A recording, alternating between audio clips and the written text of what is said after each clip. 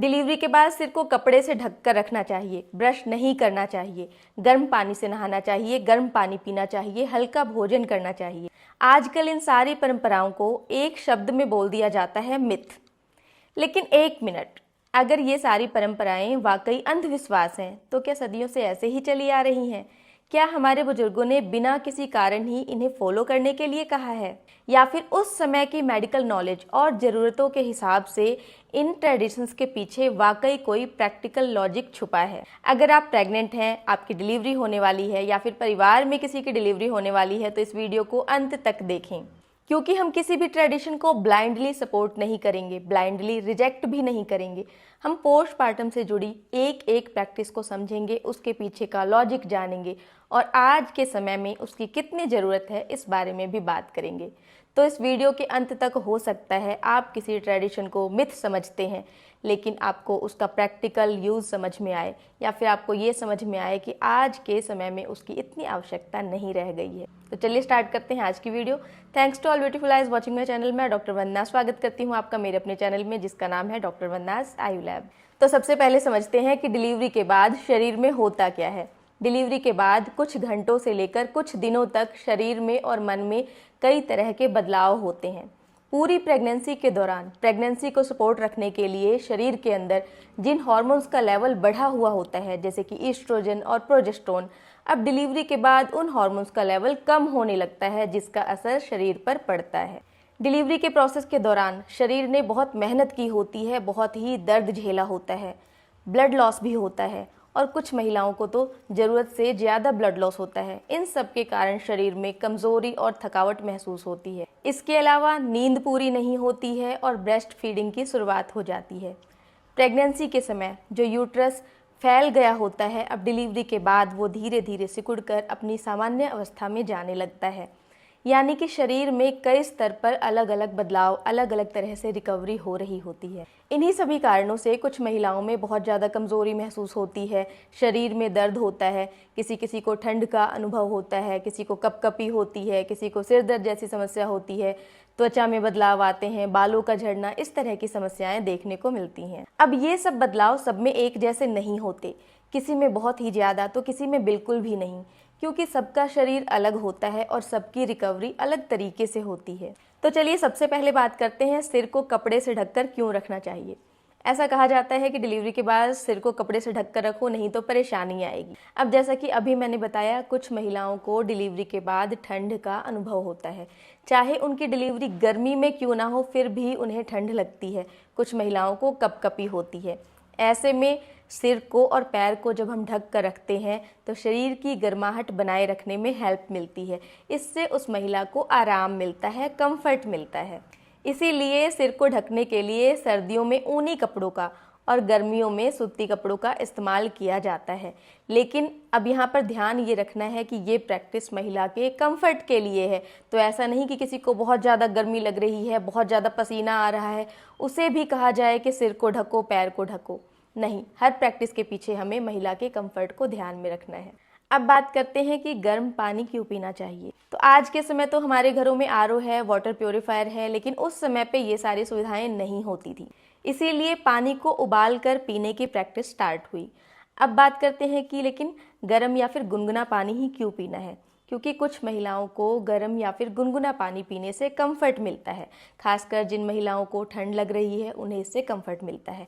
कुछ महिलाओं को डिलीवरी के बाद पाचन संबंधी समस्याएं हो जाती हैं और गर्म पानी पीने से उन्हें आराम मिलता है। लेकिन हमें सबसे ज़रूरी जिस बात को ध्यान में रखना है वो है हाइड्रेशन।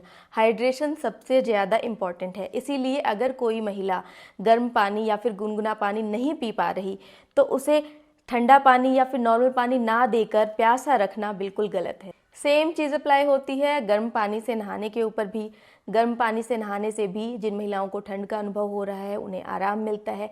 इसके अलावा काफ़ी सारी महिलाओं ने ये बात अनुभव की होगी कि जब हमारे शरीर में दर्द होता है, चाहे हमें पीरियड रिलेटेड भी जब पेन हो रहा हो, ऐसे में गर्म पानी से नहाने पर शरीर का जो दर्द है वो कुछ समय के लिए कम हो जाता है, शरीर को आराम मिलता है। तो अब बात करते हैं कि डिलीवरी के बाद पचने में जो हल्का हो और हल्का सा गर्म भी हो, ऐसा ही भोजन क्यों करना चाहिए।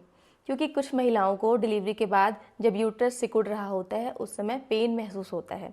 अब पुराने ज़माने की बात करें तो उस टाइम पर पेन किलर्स का यूज़ भी इतना नहीं होता था, तो ये दर्द भी ज़्यादा होता था। और जब डिलीवरी के बाद रिकवरी हो रही होती है उस समय पर काफ़ी सारी महिलाओं को कब्ज या फिर पेट फूलना, भूख ना लगना, पाचन से संबंधित तरह तरह की परेशानियाँ भी हो रही होती हैं। इसीलिए कोशिश की जाती है कि महिला को ऐसा भोजन दिया जाए जो कि सुपाच्य हो, पचने में आसान हो। इसीलिए पारंपरिक भोजन में हल्का, गर्म, सुपाच्य और पोषण देने वाले भोजन पर जोर दिया गया। उस भोजन का एक ही मकसद रहा कि महिला को ऊर्जा मिले, पोषण मिले और आराम मिले। दिलचस्प बात यह है, अगर आप देखेंगे भारत के अलग अलग हिस्सों में पोस्टमार्टम के बाद जो भोजन दिया जाता है उसमें अलग अलग तरह की परंपराओं को फॉलो किया जाता है। कहीं पर गोंद के लड्डू दिए जाते हैं तो कहीं पर मेथी, अजवाइन पर ज़्यादा जोर दिया जाता है। वहीं कहीं पर तरह तरह के सूप और तरह तरह के पारंपरिक भोजन बनाकर दिए जाते हैं। किसी जगह की जलवायु कैसी है और वहाँ पर कौन सा खाद्य पदार्थ आसानी से उपलब्ध है, इन बातों का पारंपरिक भोजनों पर असर पड़ा है। इसके अलावा किसी परिवार की आर्थिक स्थिति कैसी रही है उसका भी असर परंपरा पर पड़ा है, क्योंकि जो भी खाद्य पदार्थ आसानी से उपलब्ध थे और जिनको नियमित रूप से दिया जा सकता हो वो धीरे धीरे परंपरा का हिस्सा बन गए। तो आज के समय में अगर कोई महिला अच्छा भोजन खा सकती है और आसानी से पचा सकती है तो ये बहुत ही अच्छी बात है। अब बात करते हैं डिलीवरी के बाद दांतों को ब्रश क्यों नहीं करना चाहिए। सुनने में ही बहुत अजीब लगता है और ऐसा नहीं लगता कि इस बात के पीछे कोई लॉजिक भी हो सकता है, लेकिन ज़रा सोचिए, जब ये ट्रेडिशन बने उस समय पर तो टूथब्रश होता ही नहीं था, टूथपेस्ट होता ही नहीं था। उस समय पर दांतों को साफ करने के लिए दातुन का प्रयोग किया जाता था। और क्योंकि प्रेगनेंसी में और डिलीवरी के बाद भी काफ़ी दिनों तक जो मसूड़े हैं उनमें सेंसिटिविटी हो सकती है, वो ब्लीडिंग के लिए और इन्फ्लामेशन के लिए ज़्यादा प्रोन हो सकते हैं। इसीलिए ऐसी स्थिति में दातुन तो बहुत ही ज़्यादा हार्श हो जाता है।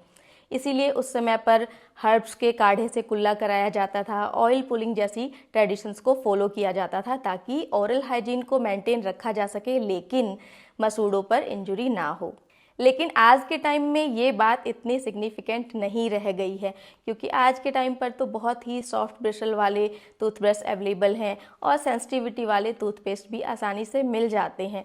तो आज के टाइम में ओरल हाइजीन मेंटेन रखने के लिए हम टूथब्रश और टूथपेस्ट का इस्तेमाल कर सकते हैं।